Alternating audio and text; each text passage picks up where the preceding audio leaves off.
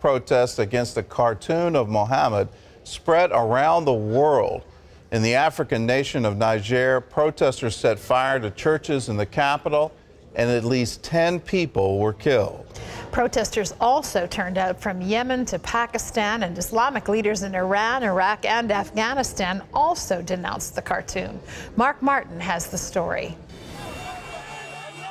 Protests turned deadly in the western African country of Niger. The president of Niger says at least 10 people were killed in 2 days of violent protests against Charlie Hebdo's newest cartoon on its latest cover depicting the Prophet Muhammad. The latest issue of the French satirical weekly hit newsstands on Wednesday. It was the first following the January 7th attack on its headquarters that left 12 people dead. Over the weekend, protesters set churches on fire, destroying more than 40 of them in the capital of Niger. A lot of pastors and their families are homeless. They are right now living, the government have given them a place to stay.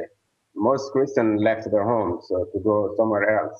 CBN News spoke with Yakuba Seydou, who pastors a church in the area.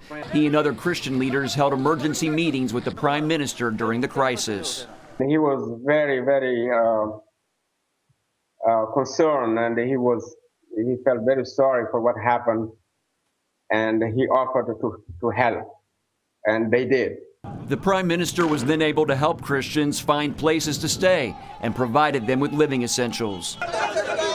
In Pakistan, protesters stood on French, U.S., and Israeli flags and held a poster which read, "We condemn the blasphemy of Muhammad and Charlie Hebdo." Mainstream Islamic tradition states any physical depiction of Muhammad, even a respectful one, is considered blasphemous. On Monday in Afghanistan, hundreds of Afghans burned the French flag and chanted "Death to France." The protesters also demanded the French embassy in Kabul be shut down, and they want the French government to apologize to Muslims. Mark Martin, CBN News. Well, this is the fruit of Islam. When you insult their prophet, then suddenly the entire world goes in flames. And the question I have is, what does a medical clinic in Niger have to do with a magazine in Paris? Why torching that, burning that to the ground? How does that solve your problem? How does torching churches, how does killing people who had nothing to do with it, how does that somehow avenge your prophet?